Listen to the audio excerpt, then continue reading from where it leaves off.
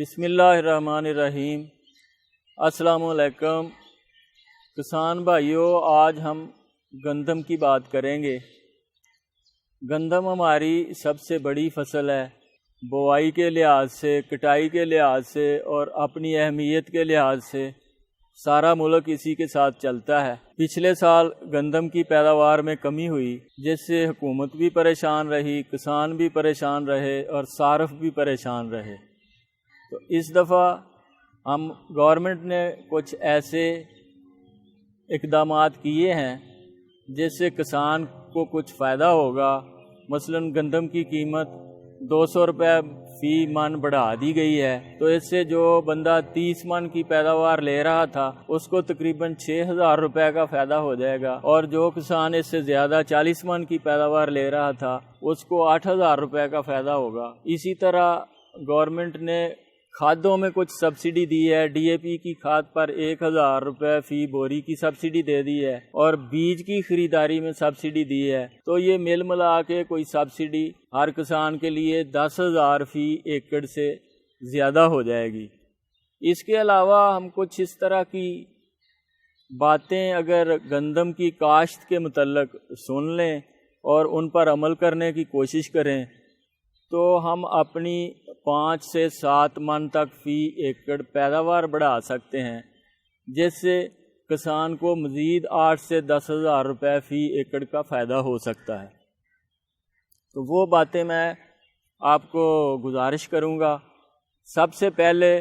تو آپ نے اچھی اور ترقی دادہ جو اقسام ہیں اور جو جس ضلع کے لیے اور جس وقت کے لیے موزوں ہیں ان کا انتخاب کرنا ہے اور اچھے بیج کا انتخاب کرنا ہے۔ یہ اگر آپ سلائیڈ پر دیکھیں گے تو آپ کو گندم کی قسمیں جو ترقی دادہ ہیں وہ نظر آئیں گی، اور ان کا ساتھ ساتھ وقت کاشت بھی آپ کو نظر آئے گا۔ تو اس کے مطابق اگر آپ بجائی کریں گے، ان ترقی یافتہ قسموں کو سلیکٹ کریں گے، اور ان کے وقت کے مطابق یہ نہیں کرنا کہ آپ ایک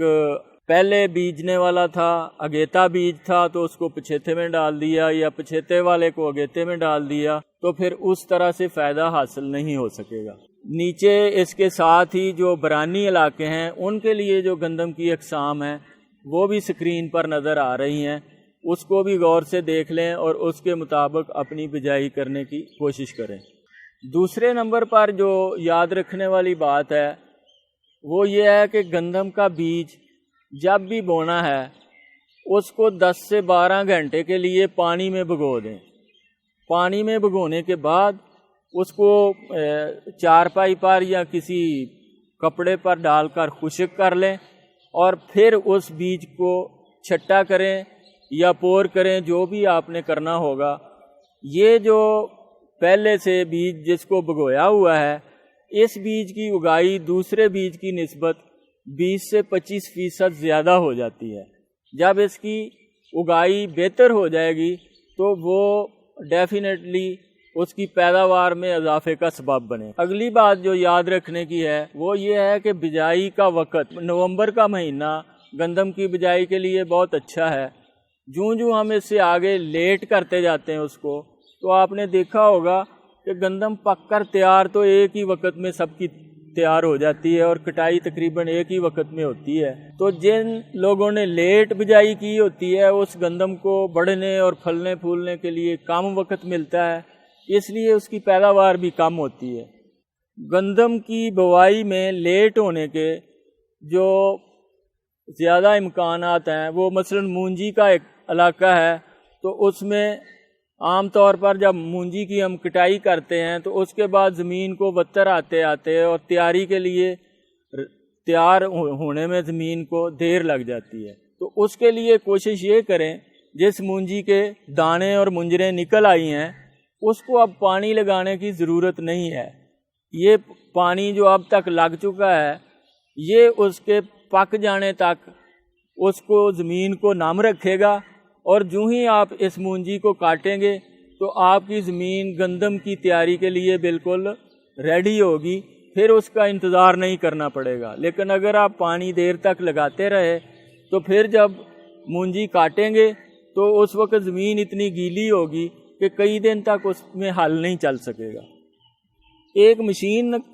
گورنمنٹ نے کے اداروں نے نکالی ہے اور اب وہ بہت سارے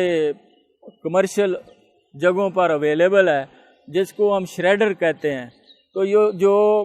ہارویسٹر کے ساتھ جو کاٹی گئی تھی مونجی، وہاں جو بڑے بڑے مڈ کھڑے تھے ان کو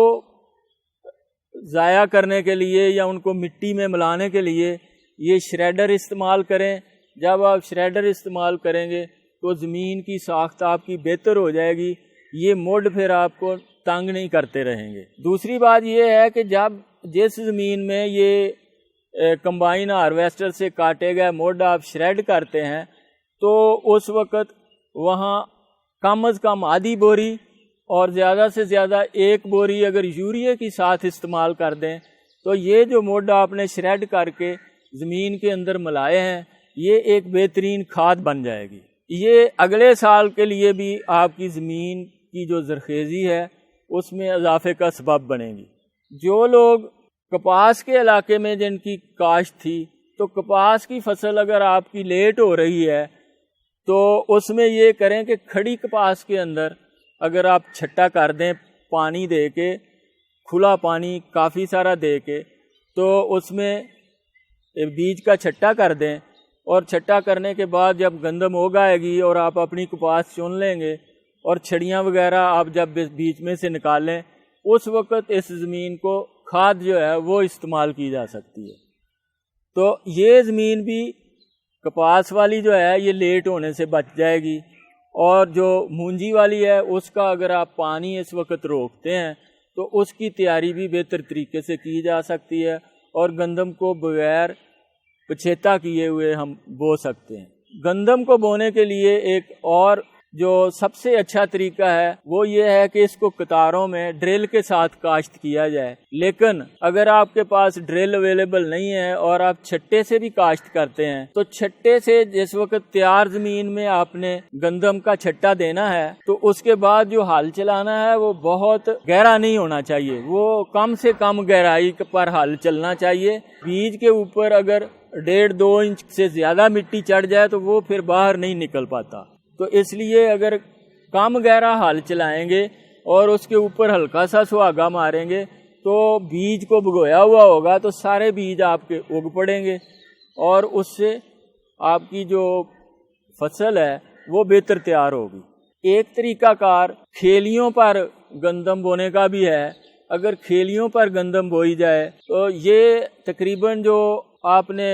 ریجر ہے اس کو اس طرح سے ایڈجسٹ کرنا ہے کہ ٹریکٹر کے جو چھوٹا 48 ہارس پاور کا جو ٹریکٹر ہوتا ہے اس کے پہیوں کے نیچے جو ہے وہ آپ کی نالیاں بنے گی، اور کوئی 3.5 فٹ چوڑی آپ کی وہ ریج بنے گی جس کے اوپر 4 یا 5 اس کی قطاریں گندم کی آ جائیں گی۔ اس کے بعد دوستو ہم بات کرتے ہیں کھاد کی۔ عام طور پر یہی ریکمینڈ کیا جاتا ہے کہ ڈی اے پی کی ساری کھاد اور پوٹاش کی ساری کھاد اس کو جس وقت آپ گندم بوتے ہیں تو اس وقت زمین میں ڈال دیں۔ یہ طریقہ کار کوئی زیادہ صحیح نہیں ہے۔ پہلی بات تو یہ ہے فصل جس وقت اگے گی یہ 15 دن 12 دن اگنے میں لے جاتی ہے گندم، اور اس کے بعد اگلا پانی لگاتے لگاتے آپ کا 1 مہینہ ہو جائے گا، اور جس وقت آپ کے سٹے نکلنے ہیں تب تک آپ کی کھاد ڈالی کو تقریباً 3 مہینے ہو چکے ہوں گے۔ تو اتنی دیر تک یہ جو فاسفورسی کھادیں ہیں یہ ہماری زمین میں فکس ہو جاتی ہیں۔ جب زمین میں فکس ہو جاتی ہیں تو فصل کو صرف اس کا 20 سے 25% فصل استعمال کر سکتی ہے، باقی کا سارا جو ہے وہ ضائع ہو جاتا ہے۔ تو ایک تو اس بات کا خیال رکھیں کہ فصل جس وقت اگ کے تیار ہو جائے، جب آپ نے پہلا پانی ڈالنا ہے، اگر آپ کھادوں کو پہلے اور دوسرے پانی میں تقسیم کر لیں اور نائٹروجن، فاسفورس اور پوٹاش کی کھادیں ان کی جو بھی آپ نے ڈوز دینی تھی ان کو 2 حصوں میں تقسیم کریں،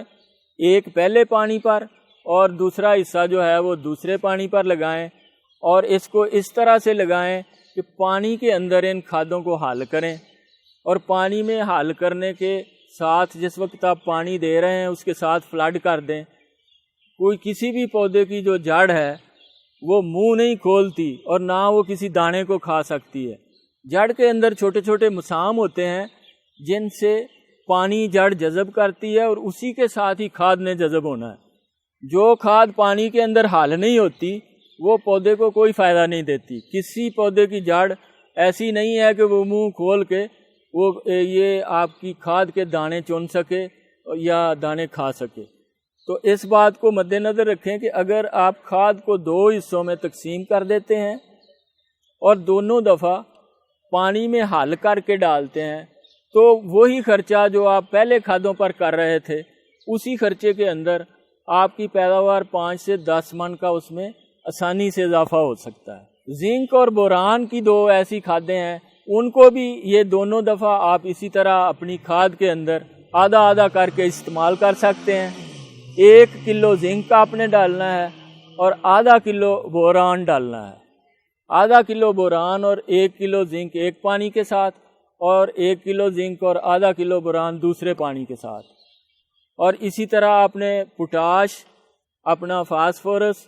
اور جو نائٹروجن تھی اس کے 2 حصے کر کے آپ کھاد استعمال کریں گے تو یقیناً آپ کی جو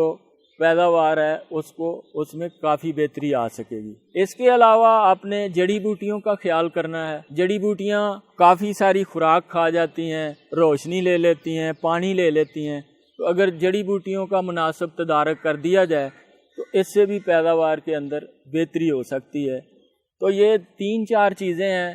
اس کی گندم کی ورائٹی کا خیال کرنا ہے، اس کے بیج بونے کے وقت کا خیال کرنا ہے، اس پانی کے اندر بیج کو بگونے کے بعد آپ نے چھٹا کرنا ہے یا اس کو ڈرل کرنا ہے۔ اس کے بعد کھادیں جو ہیں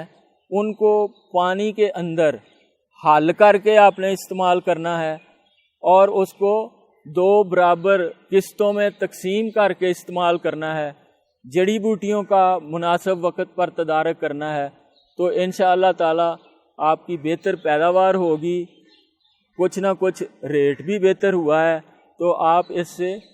فی ایکڑ آپ کا جو منافع ہے سبسڈی اور منافع یہ دونوں ملا کے